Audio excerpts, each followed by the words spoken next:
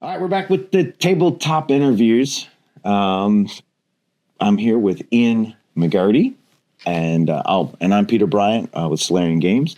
Ian, now when I was looking through your stuff, doing my research, you're more of a freelance guy, right? You don't like represent a company in particular. No, so like I'll write for any system. So my partner and I, Rocky, we have a publishing label that we put things out under. But yeah, I'm definitely a mercenary. I will write for something. My trick is I have to like the system or like what I'm writing for, and then I think stuff just comes. I can't imagine doing any kind of design or writing for a system I didn't like something or a setting or whatever that I didn't like. It would be kind of really hard to make a good one. Yeah, I imagine. I don't know. I have a real job as well. So yes, like you do. So I think that lets us pick the things that we're a little more passionate about in regards to producing things. Yeah. Which is good, I guess. It's not just for the money. For sure, it's not just for the money. No, it's not. it's just for hope there's some money, right? Yeah. So when you got started, what did you start with? Like, what was your first kind of professional project you got into? What brought you into the industry? So Rocky has a mega dungeon he's been working on for years. And he was kind of just like, oh, it'd be really cool if I could publish this. And I said, well, that's probably not as hard as we think it is. We could figure this out. And we just kind of started from there, in the hopes that we were doing it with a learning curve. So starting with small adventures, learning how to do all the pieces we'd need to until we were eventually ready to produce like something beautiful and big and long lasting, hopefully. So he's got a lot of that stuff. Mm-hmm. I hope that we get a chance to publish some of that. If not, we've made a lot of stuff getting there. You can always do a Patreon. Yeah. Well, that's I like a nice book, something I can rub my fingers on. But I think we've gotten there. Like our stuff is looking fantastic now. It's like dead on what we want it to be. We kind of figured out where everybody should be in jobs when you're working with someone. I think can be tough. Yeah. And everybody's where they're supposed to be, and things are moving pretty well when we're doing stuff. Right. You got your designers designing and your writers writing. Yeah. Yeah, and that was like I took over cover design at some point because it just wasn't something that was clicking for Rocky, and Rocky does the layout because it's not something that clicks as well for me. Like I could do it, but it's not as nice when I do it. Right.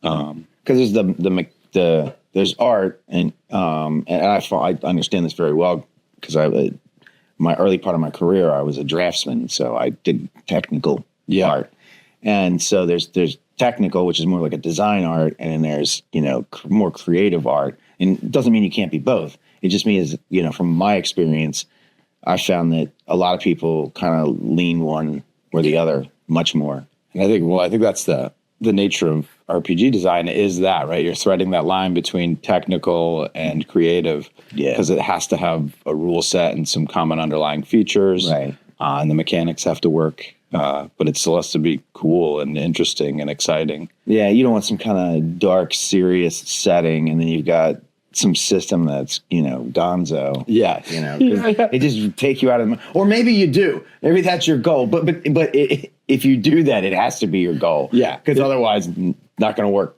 I think everything in the game design should be with intent. I think like playtesting is super important. Oh, God. Yes. Understanding the underlying mathematics is very important. I think that some people miss that fact. Yeah. That at the end of the day, this is game design, and like the statistics should match up. Yeah. Those averages should go where you want them to go. Yeah, you need to get a math person to take a look at it and just go, what's your goal? Well, I want my probabilities. Yeah, you'll kill them all with this. Right. Ooh. Yeah, like that's not what I wanted. It's like, ooh, nice brutal design. They're like, no, wait, it's supposed to be a lighthearted. It's an intro. Right. So, yeah. And I think one of the things that I found, and tell me if you agree, it sounds like you do, that's why I'm bringing it up. But when you decide to write a game or create anything really, but in particular a game, you find out that there's all these things you need to be an expert in to make it work. I mean, it's literally like different professions. Yeah. Like you think it's going to be easy, and it just isn't. Nope. And then you're switching your hat to like warehouse manager. Right. What the? How did I get here? because you got to be a writer, then you also have to be a mathematician, and you have to be a project manager, and you've got to be somewhat of a designer, and kind of a dick sometimes when people aren't hitting their deadlines, and like, hey, you've got it, like, and then and if you're a very small organization or a one person show or something, then you also have to think about all the other stuff. You got to be an IT person for your website. You got to be an accountant for your bills and stuff. You got to be a marketing expert. And it's like, God, oh my God, it's a lot of jobs. And then there's learning all the software that goes with any of this stuff if you're going to do it software wise. And I don't know. It's rough. You're not encouraging to people who want to try it. No, it's doable. It's doable. It's doable because that is going to be like, how do you eat an elephant in single bites? Right? Yeah, you pick a job, you start chewing. This goes to my next point. I know you've worked with Frog God, a couple other entities as well, right? Yeah. Now, I've always been of the opinion, this is the advice I give to other designers and stuff, that if you want to get into the industry, like you've never been in, like you feel as though you got talent and ideas and you've created your homebrew stuff, but you want to get into the industry itself. I think starting with making your own game is maybe not the best idea. No. Right. So working for somebody else, like, hey, I'm going to try and get some freelance work with Frog God or Troll Lord or anyone, right? Goodman. So you not only get an idea of how long it takes and what skills are needed, and you learn the process.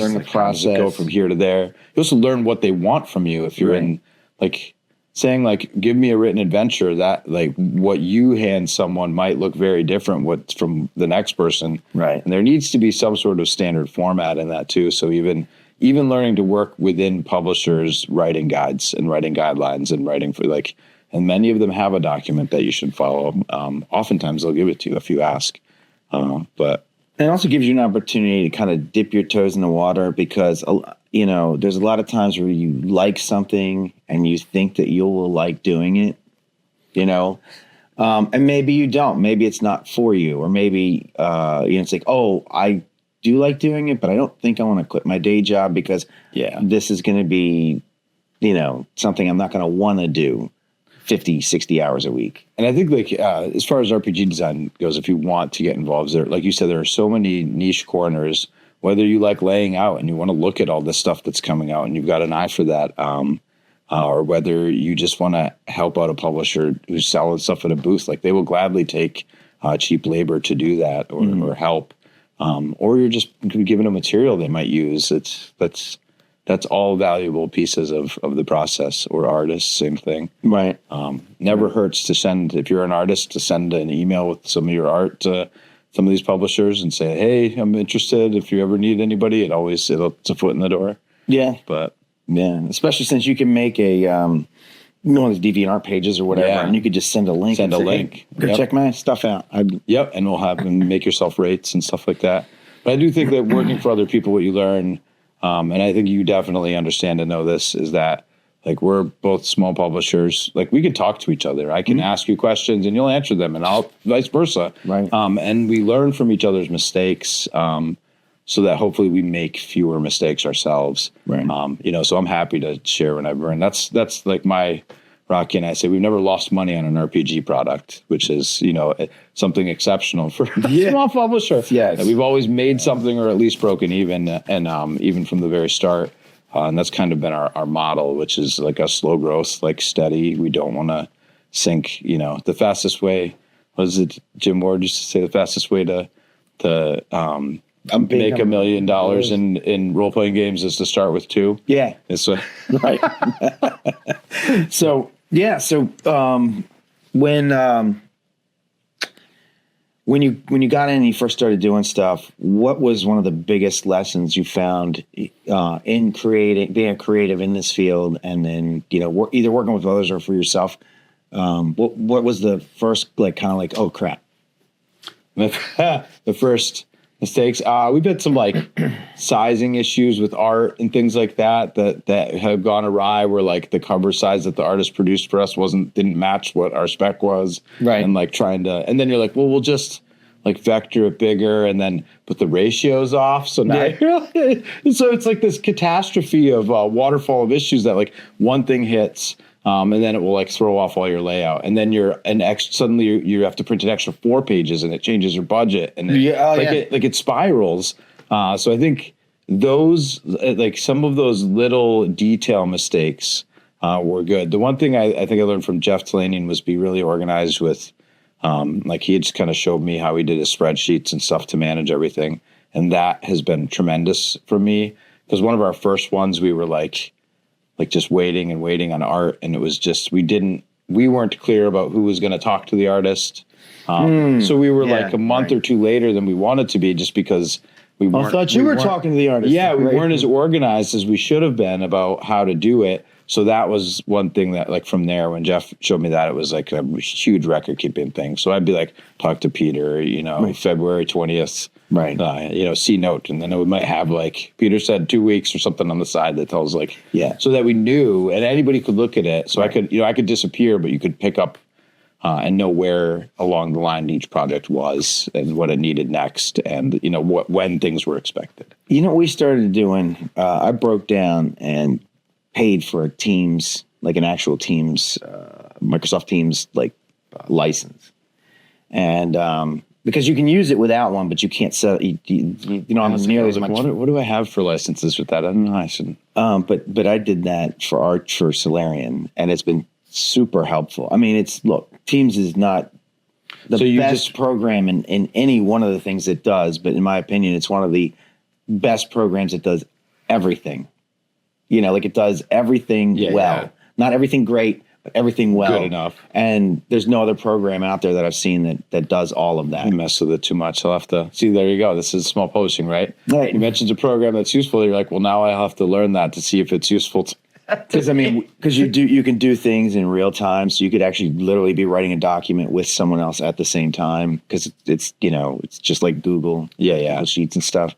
Word will do that in OneDrive if you're on the same, like if you have both are on the same accounts and stuff. Right. Rocky and I will do that in Word, but Word sometimes gets weird with local file backup saves. Right. So then, what was your first real aha kind of like this is awesome moment when as a creative in the industry? Probably like seeing someone take something that you've made and like grow with it. Mm-hmm. Like I had a MCC adventure that some guy sent me a picture, and he had like 3D printed this whole facility and was like running his players through it. And it was just super cool to see like a group of people just ecstatically happy around something that was like a representation of something I had designed and made. It was like, that's why you do it, right? Yeah. Like there was joy there, and I was like, shoot, like I had some part in helping make that happen, and that felt really good.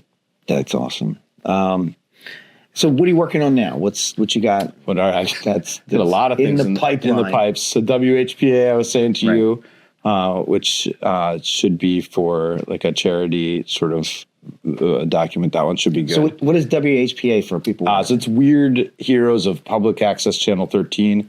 It's Joey Royal's game, kind of a rules light system where you are a public access TV host with a minor supernatural power. Right. So you like nothing, you can't shoot lasers out of your eyes, but you could turn invisible for 3 minutes kind of thing. Like it's very minor. Turn invisible if they're not looking at me. Yeah, I think like, so when I play with Joey, my show is Hitch Please. And my guy talks about towing things. Yeah. And he can just pull a heavy thing a short distance. Right? That's a supernatural power. Just more useful than you'd think. Can you move that hitch, please? Yeah. So it was it's a fun game, like kind of a little bit irreverent, but you're solving mysteries like kind of Scooby-Doo style around this Connecticut town, which is a blast. It's got a little bit of Cthulhu.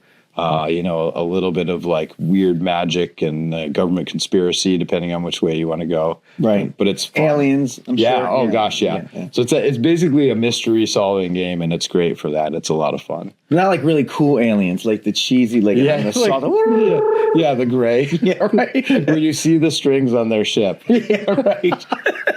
Hey, that's how they make it fly. Yeah. Right. They have There's a big ship up there. Right. It just drops them on 2 strings. Oh my God. That's going to end up in one of my adventures.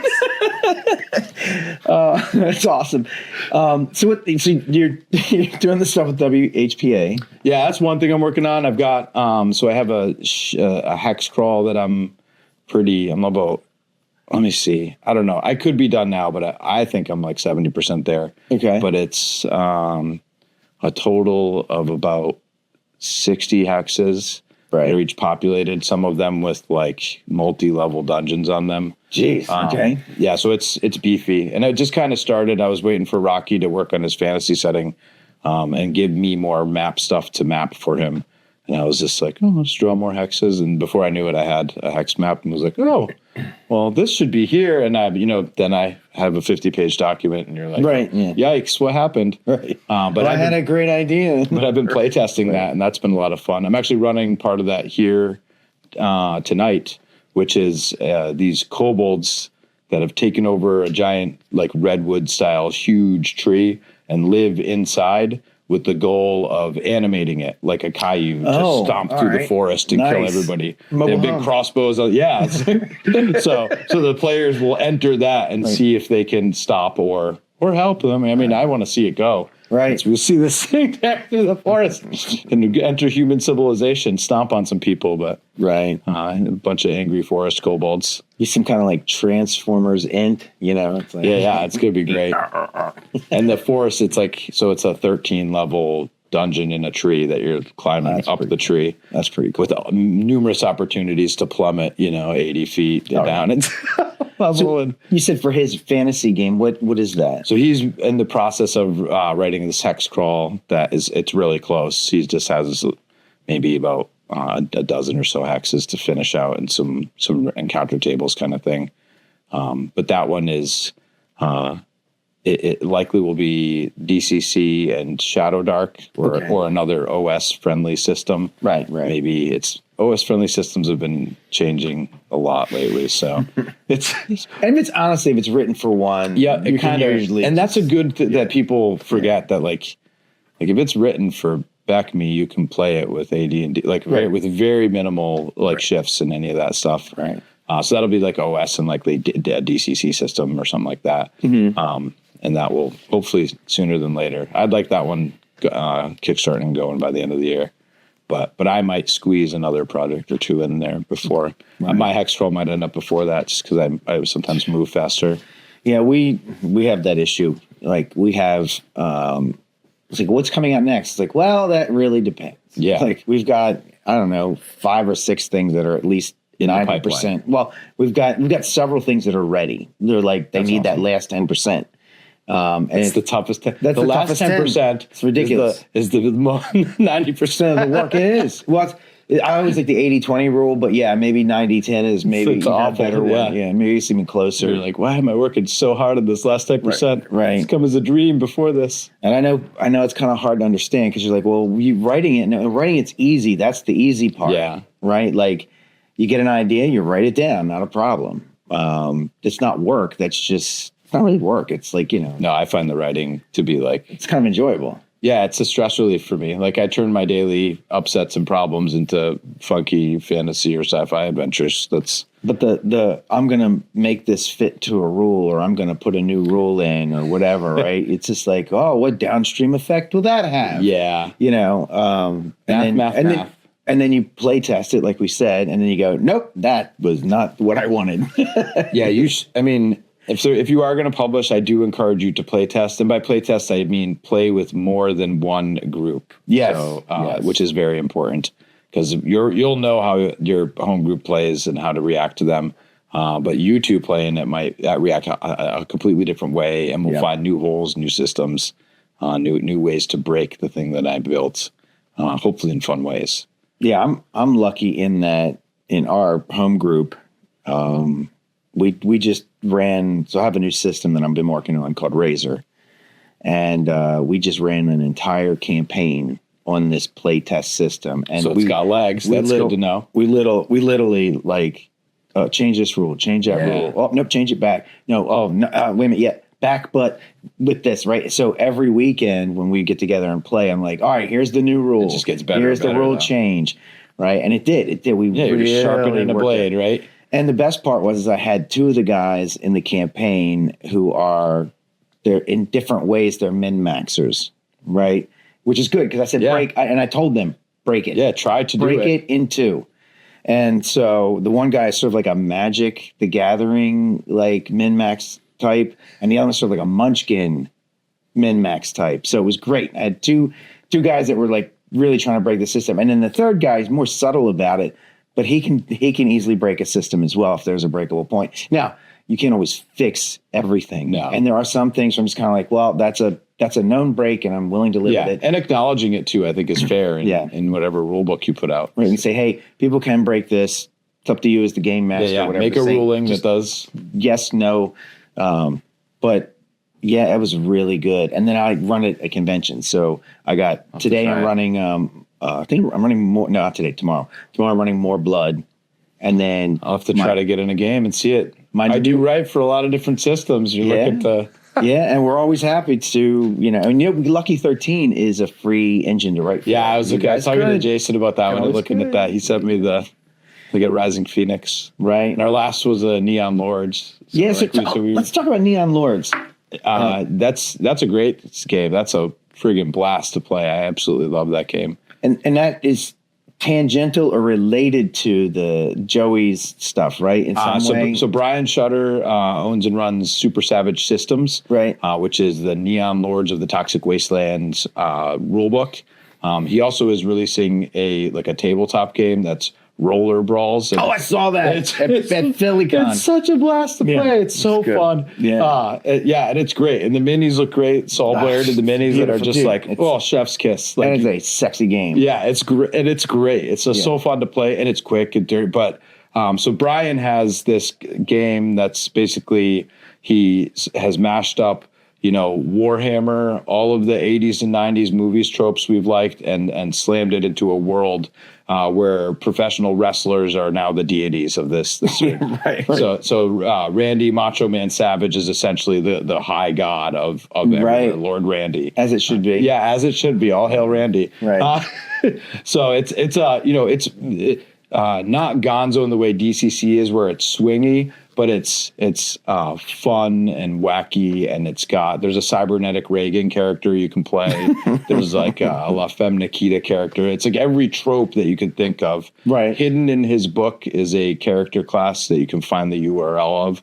That's a time cop. That's a blast. Sweet. Okay. And he's got all sorts of other characters that he's added out for everything from a sewer shark dude who's just like a half man up shark to an ape warlord. Yeah. So it is a blast to play, and it's fun. It's the Beck-Me underlying system. Okay. Except everybody has a class ability they get to burn down to do cool stuff, whether it's, strafing a machine gun or and then he names the class ability points like the Ape Warlord has banana points so it's all apropos to what their class is. Right. Great game though.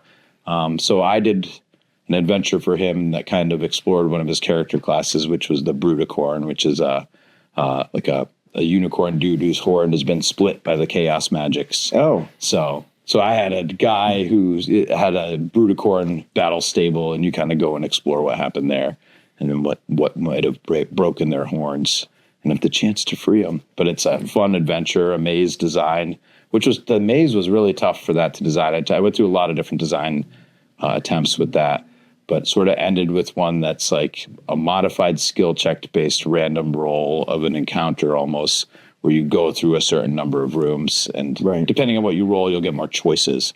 Like, all right, instead of this room, you could go to these three, you pick. Right. So it kind of gives a little fun for that. But it felt like maze, like still, where people were like, no, we felt lost, like we couldn't get out, but we still knew what to do and didn't feel like a tedious map maze. That's the maze problem, right? You turn it to, all right, you move 10 feet forward, it's a dead end. Right. All right, you move 10 feet back. Like, that's not fun. Like, you could do that for about 15 minutes, and then you're like, well. Yeah. I've done some maps where I've like literally just drawn some circles and then drew lines between them. Yeah. And it's basically like question mark, how did they get there? Like, well, no. What I would do is I'd write down when I was taking my notes, I'd write down how many rolls it took for them to get there. Because I would just say, do a navigation roll. Yeah. Right? Because you're trying to get out of this maze. And, I know you, the player, not Yeah, being true. in the maze, you're not gonna be able to do this. And you can't simulate that realism to an effectual way at the table, Right. without just making it tedious and boring. So I make it a navigation roll, and basically, however many times you have to roll that till you succeed adds up. Like a tiered skill check. I like that. So like an hour later, you find this, and it'd be like whatever is important in the maze for them to find. Yeah, and that's sort of what I did. So I did like set piece rooms throughout this maze with some mandatory random encounters, which are a group of ninjas or rival Bruticorn gangs that are trying to fight their way through the maze as well. I gotta say, growing up, I was born in 1970, so I grew up through the 70s and 80s and stuff. I really thought unicorns were going to be more of a thing in life, That we would have genetically engineered a unicorn. I don't know. We'd at least see someone in the field, some rich guy clopping by on his unicorn. Because, they were just like in every movie. They were everywhere. Everywhere, the unicorn, this unicorn, that. Like Legend with the unicorn and what was the other one? The Last Unicorn. And I'm sure you could find like a velvet painting of a unicorn still to this day somewhere. Yeah. Or a sweet unicorn. Oh, yeah. And they were all unicorn and wolf shirt. They were all over posters and T-shirts. They were everywhere. It's like quicksand, right? Yeah. I thought quicksand was going to be a bigger deal. Latest. Yeah, I've never encountered quicksand, Right. but I'm ready for it, I feel. Right. Because of all the training. Yeah. Gilligan, help me. Yeah. Look for vines. Big long stick across. Yeah. Lean forward. We're like experts. Yeah. And I don't even think Never going to encounter I don't think it really exists. Right. There's our next theme park. Quicksand, the park. Go through 13 rooms of quicksand. Choose your tool. Stick, rope, vine. Yeah. I want the vine. That's You got to work as a team. right. There was even quicksand in Flash Gordon. Yeah. Flash Gordon had everything. Yeah, even football. It did. Just everything. Yeah. So what do you? So Shadows of Bruticorn feels like that playing, right? It's wacky, it's fun, it's like everything you'd love about a sci-fi game with a huge splash of fantasy. That's awesome. And then what's coming up that you're looking forward to? You got anything you can talk about? So we'll probably release an issue of our zine, Fantastic Geographic, which will be our 5th issue. Hopefully, I'll be kickstarting that in the next month or two. We have a lot of material. It's just we have potentially 4 themes, and we're picking the theme we want to lean towards to finish that one and just like populate it. But that's a very quick job. Once we have the art, we have pretty much everything. So do you use when you do your Kickstarters? Do you use BackerKit with it? We have not. So we use BackerKit Launch, which is the BackerKit advertising piece, which will help you manage email addresses, email blasts. I don't know if you've used that one. Best $100 you've ever spent on a Kickstarter. Right. Lets you not keep, like once you've backed us, I'm going to stop. It stops me from hassling you. Mm-hmm. So you're like this jerk. I just backed this. Why is he emailing me 6 more times? Right. Which I very much like. Because I'm one who communicates, I prefer less communication with a Kickstarter. Even backing Kickstarters, I don't want to hear from you every week. I don't need that, 17 emails. Tell me when the problem's happening, or, once a month, be like, things are going. Right. That's all I need to hear. Right. It's all good. Yeah, for real. And if you've delivered, I almost want to hear even less. If you've delivered before, and I'm like, I know Peter's going to get this done. Maybe he'll be 3 months because he's got stuck with shipping or something, but I'm expecting this. I want to know what, shipping, that's what I want to hear from you then, because I know that you can do it. Or if it's look, I know it's been too long. You're probably getting a little worried. The mea culpa. Yeah. Well, but this is something that I think people should recognize is that, first of all, it's okay to make mistakes. It's okay for things to go wrong. They're going to. You're going to hit snap for the shipping's going to cost more. Printing is going to cost. Things are going to go wrong. Yes. The sooner that you are 100% front facing and honest with your customers and the people who are backing you about it, the better off it's going to be. Right, because there is, first of all, nothing to hide, nothing you really can hide. You don't need to. And there's no reason to. Yeah, people understand that.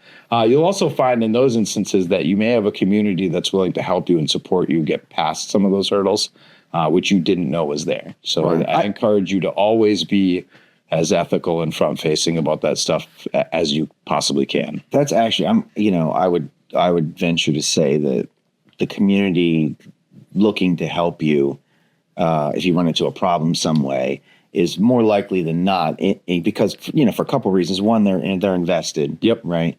And then two, one of the biggest reasons why people do Kickstarters at all is to feel involved. It's cool to be inside. You're one of the you cool kids who got on this thing, right? And then you get a sense of tribal community in that. Like, we're all making this thing together, even if you're just watching, And so at least that's a mentality that, as I understand it, happens with a Kickstarter. Yeah. So I think that's most of our updates, though, is like, just got art proofs from Peter and like throwing them up there. Yeah. Because that's the thing you get excited about when you're creating too, is you're like, and it's nice to be able to have somewhere to share that stuff right away too. Right. Otherwise you feel like you've got killer art just burning a hole in your email. Like, someone's got to see this. Right. And it's always better when other people promote you than when you promote yourself. 100%. Yeah.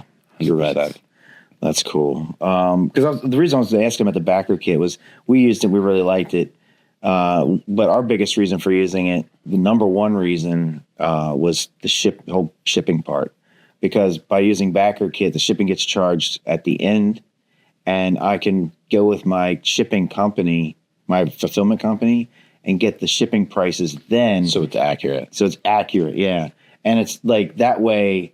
No one's getting screwed, because if, let's say, I charge you a certain amount of shipping, and I did like a bulk shipping of like, everybody, it's $35 for shipping from the United States. Well, I'm going to tell you, like, some people it's going to be $5, and some people it's going to be 40. And if you make everybody pay the same amount, it seems a little, I don't know. I mean, there's nothing wrong with it. Don't get me wrong. I'm generally fine with it as a backer. Right. Well, because ahead of time. Yeah. I also understand the other side of it. Mm-hmm. So we were like when we did ours, we're like, we're just whatever shipping costs, it costs. That's we're not making anything off of that. Whoever you get shipped. I mastered our Canadian shipping on the Shadows of the Bruticorn, which we had fulfilled like December, January. Right. My last fulfills were January, and there were all the Canadian ones. And I my wife was like, "We're going to go to Canada." I was like, "Oh, perfect." Nice. So like I had a backpack full of things I was shipping. We arrive, and she's some did of you her friends. Clear that? I did. I was like, they're like, "Do you have anything?" I was like, "I have some packages to mail," and the lady was like, "Ha ha ha," and I'm like, "Oh, okay. I feel like I've done what I'm supposed to do. I don't really know what to do from here." I said it. So she just like waved me through. Like, I don't know if she thought I was pulling her leg or something. Right. But I did. I had a backpack full of like boxes with books in them. And then everybody arrived. They're like, "Let's go check this out. I'm going to go to like the old city." I'm like, "I'm going to go to the Royal Post." Right. And I marched my way over to the Royal Post and shipped all these packages. You know what I'm seeing? It's like, anything to declare? Just this bag of guns. Oh, ha, ha, ha. And then you go. Yeah. Right? Like, you can't be that obtuse. Like, yeah. But I was like, I don't know.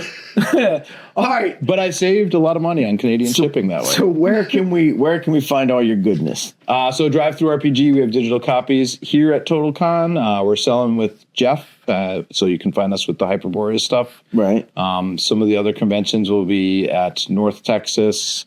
Generally, we're at Game Hole. I'm not sure what the convention looks like for next year, but ShireCon for sure. We'll have booths set up there. You can find us online on Facebook. All the web places we're around. All right. And we're approachable if you got questions, if you're thinking about publishing. Like, shoot a message. Like, if I got the time, I'll answer you as best I can, and or send you to someone who might have a better answer for you. Yeah, because we're all in this together. There's room for everybody. Yep. There's room for everyone. And everybody knows a trick I don't. At least one trick I don't. And I would love to learn it. Right. So. Right. All right, man. Well, thanks for joining us. It's always a blast.